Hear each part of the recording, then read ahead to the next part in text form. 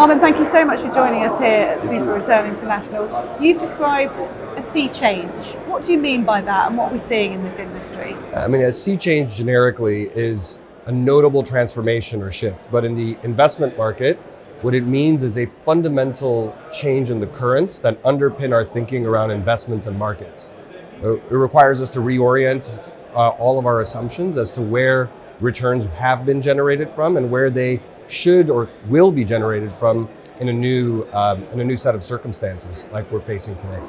Tell me about that comparison, because this industry has done very well. There's a lot of talk about all ships rising, and are we now going to see a bit of a revelation as to which operators are doing it really well in a much trickier environment? I think that's right. You know, if you look at 2009 to 2021, it was characterized by a time of strong economic growth, low rates, low inflation, access to capital.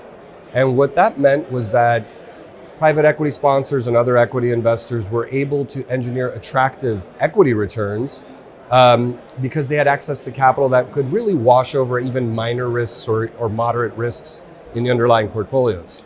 But what's happened today is there's been a significant increase in rates, some risks that are inherent with that type of economic backdrop, but also a meaningful reduction in the liquidity and availability of capital, which means that from a credit standpoint, it's a credit picker's market. Instead of being macro driven and top down, really understanding from a bottoms up perspective where the opportunities lie and where the risks lie is an important part of differentiating one manager from the next. And I think in the current environment, in the next couple of years, those that had developed portfolios in anticipation of a potential recession will differentiate themselves and distinguish themselves from those that took more of a macro view and a beta view on participating in the markets. And does that reflect Oaktree's approach? Yes, Oaktree is a bottoms-up credit investor. We do both non-performing credit or distressed credit as well as performing credit. We have other businesses in real estate, infrastructure, listed equities.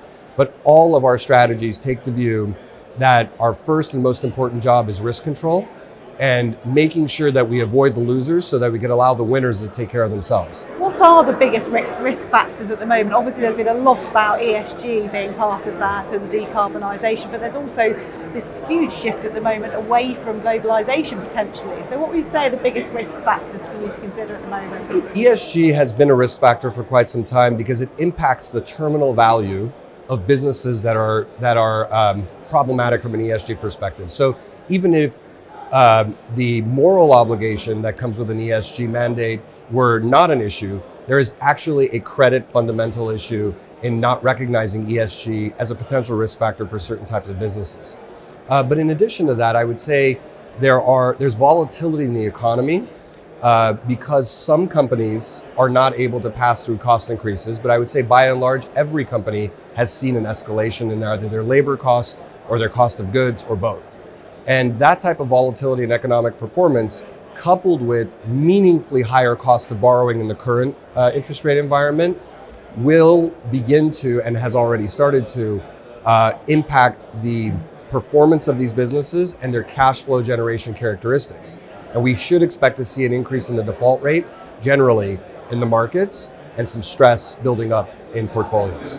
Bearing in mind what you've just talked about in terms of the environment and risk factors, it's surprising really that we're still seeing businesses that are quite resilient, that are perhaps more resilient than they were during the sort of global financial crisis before. So do you think that's because businesses learned from that, the businesses you're investing in, I mean portfolio companies, that they're more resilient?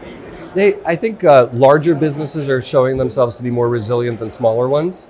Larger businesses tend to have more customer diversification, more supplier diversification. Smaller ones might have some concentrations that are harder to handle in a more volatile economic environment. I think the other factor to consider here is some of the stresses in the lending market, in the banks. There's been a lot of discussion about bank failures in the US, and that has resulted in a reduction of capital availability. But that is more pronounced for smaller businesses than for larger ones. Larger ones are able to also pass through cost increases that are experienced from inflation, and they have better survivability characteristics. So I think there is a learning that has happened from the global financial crisis, for sure. I think there's been a favoring of larger businesses, less cyclical businesses, even in benign market environments. But I think the other learning has been that the excesses that predated the global financial crisis are not quite the same as they are today. Back then, there were excessive lending practices, mismatched liabilities and assets in terms of duration, in terms of mark to market. And that caused a significant downdraft in prices and turmoil during the global financial crisis. We are seeing some mismatches in assets and liabilities impacting the banks, and the failure of Silicon Valley Bank is indicative of one such mismatch. But it's a reminder that liquidity issues can turn into solvency issues if tested at exactly the wrong time. And I suspect that we're at the beginning of this liquidity phase of testing solvency. And I would expect to see a little bit more liability or challenges in the market, but therein also lies a lot of opportunity for those investors that are able to separate attractive investments from unattractive ones, and therefore achieve pretty differentiated returns under the current market backdrop. So that all sounds sort of very kind of protecting against risk and being quite defensive, but looking forward and on a positive note potentially, where are you seeing interesting sectors going forward, and where do you feel is going to be an area that you guys can really get behind and invest in this sort of environment? That's a great question. So we are seeing opportunities in certain pockets or categories of asset classes. First, fixed rate instruments like high yield bonds or investment grade bonds are the highest quality they've been as a market in quite some time. But they've traded off because of duration concerns, because of rate concerns. But they still have fixed maturities and manageable debt profiles. And with nominal dollars of debt, that is not changing. And that's an important feature because those businesses over time, if given time to handle inflation, their nominal dollars of profit should increase. And therefore their ability to pay principal and interest on their debt that is long dated, 4, 5, 7 years from now, will actually improve. So if you're able to buy a portfolio at a discount in fixed rate, high quality, longer duration asset classes, that's an attractive area to invest. Another area to invest is in direct lending. We are seeing with the pullback of the banks, both the investment banks and the regional banks in the US, as well as other banks in Europe, that there is a growing opportunity for the direct lending market or private credit managers. And funding of very large leverage buyouts, middle market deals, non-sponsored transactions are all looking far more attractive today than they did even 12 months ago. So we are very actively engaged in that area. We also like certain sectors that are just uncorrelated with GDP. For example, life sciences direct lending for us is a very important area, a large market that is not easily understood. And so for those investors that are able to understand that investment opportunity set and couple them with structuring that makes sense given the idiosyncrasies of that particular sector, you are able to generate alpha and pretty attractive returns on a risk-adjusted basis. With so many senior level people here at SuperReturn International, you're going to be having a lot of conversations this week. What would you hope to glean from them and to impart to others before you leave Berlin?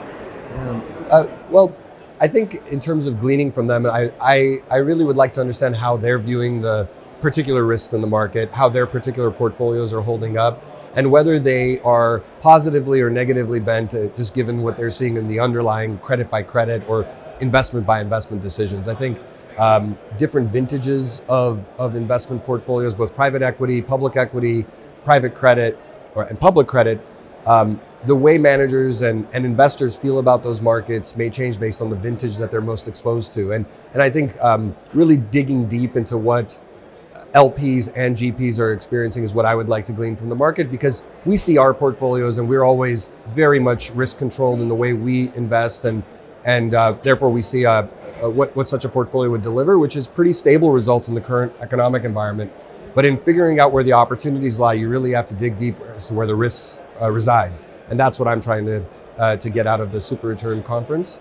And what I would like to, I think, deliver to the community of SuperReturn community is that there are very attractive investment opportunities for those managers that have done a good job of sort of avoiding tough situations in the past and aren't distracted because of those situations now delivering uncertainty in their existing portfolios. And leaning on your front foot I think is exactly the right thing to do in a market and an economic environment like today.